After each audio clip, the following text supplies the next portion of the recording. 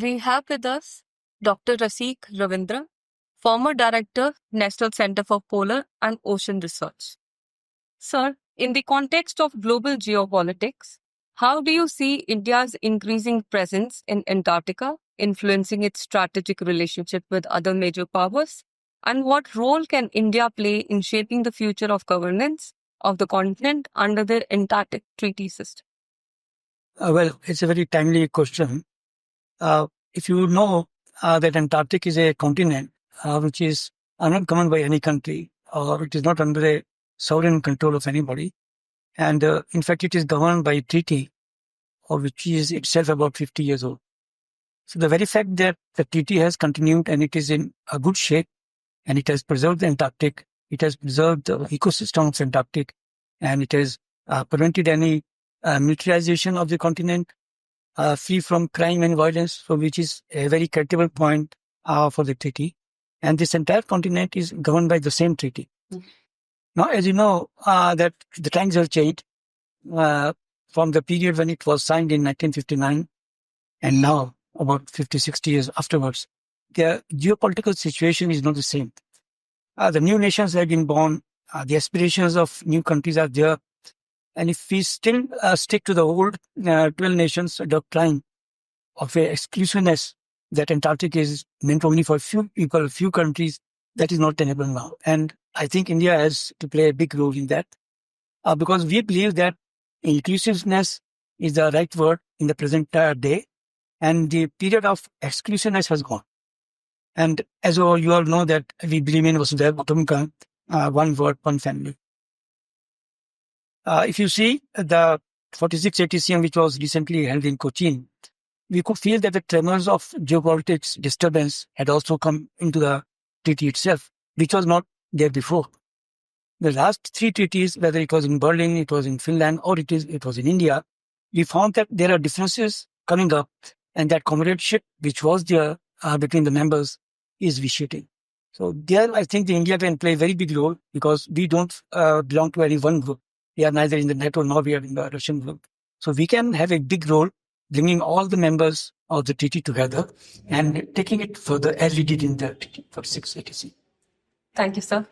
Thank you. We have with us Professor N.C. Pant, Department of Geology, University of Delhi, and a visiting scientist at the National Center for Polar and Ocean Research. So, India has made significant strides in Antarctica research and environmental conservation. Can you elaborate on some of the key achievements of India's expeditions and their impact on global scientific collaborations? So, Avni, there are many fields in which we have made contributions which stand out. Though I will say that there's still a lot of scope to do more. These fields are dominantly in the physical sciences. And one of the main contribution has been establishing the teleconnections between Indian weather system, Indian monsoon, and Antarctica. And that also justifies why we are going that far off and carrying out quite expensive research action. So that is one field, the teleconnections impacting India's monsoon and other meteorological parameters is something which is very important. The other thing, again, in the physical sciences field is contributing to the stability of East Antarctic ice sheet, especially in its marginal areas, as well as the sea ice, which behaves very dramatically during a year. In that also we have made some very important contributions. The third aspect has been, India in geological past was connected with Antarctica. Antarctica has more or less remained where it is, tens of thousands of kilometers away from India. But India was in southern hemisphere at past. And those, the fine revisions of how India was connected, what were the rocks which occurred on both sides of the continent. In that also we have made new discoveries and new connections. So there have been many things which have enriched the present science, but I will still emphasize and repeat that there are many miles to go still. Thank you, sir. Thank you.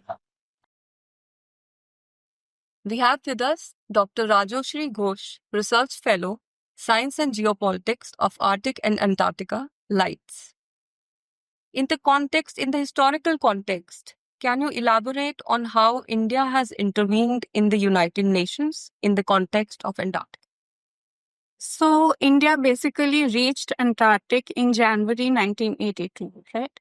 But India raised the Antarctic question in the United Nations way back in 1956, right? And it is known as the Antarctic question.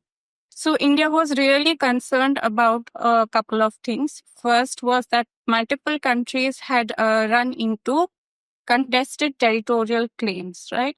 So there are overlapping claims between Great Britain, Argentina, and Chile that had caused certain antagonisms between the countries. Then we also see that some countries were also planning to launch nuclear testing to use Antarctic as a nuclear testing ground. So there are some concerns with grave geopolitical implications that India pointed out in the United Nations, and she was basically demanding a discussion on it. But these countries really downplayed the severity of the situation. Mm-hmm. Right. And therefore, as a result of severe lack of backing, that India had to finally give up on the Antarctic question. And it was only much later in 1983 that the question was again raised, this time by Malaysia. And by that time, India had already been a part of the ICWA. Thank you, ma'am. Thank you for joining us. And please do visit our YouTube channel to know more about the panel discussion. Thank you. We have with us Dr. Stuti Banerjee, Senior Research Fellow at the Indian Council of World Affairs. She focuses on North America, Latin America and the Caribbean, the Arctic and the Indo-Pacific. Dr. Stuti, what are the primary challenges India faces in its ongoing Antarctic endeavors? And how do you see emerging opportunities shaping India's future in the region? I would say the first challenge that comes before us is in terms of geopolitics that we are facing today, because there is this issue of what is known as politicization of science, which is happening because the Antarctic Treaty and the treaty system works on a consensus basis. So I think both the treaty system and India faces a challenge of this consensus now breaking down, and how the ATS is going to address these issues. Specifically looking at India, I think the fact that India is expressing its interest in the polar regions in itself is very important. And I hope that this would allow us to get more investments, which would help research and other activities towards more discoveries here. And it also helps India get more, build bridges, because we're doing scientific cooperation with other countries here.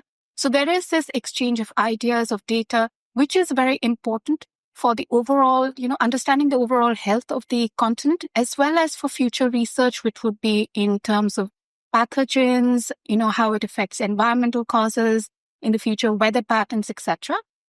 And just for India, as it goes beyond, I think the primary challenge would be getting more assets here in terms of polar vehicles and icebreakers, which we are right now dependent on other countries. So as we go forward, I think as we become more independent, it would help our approach to the.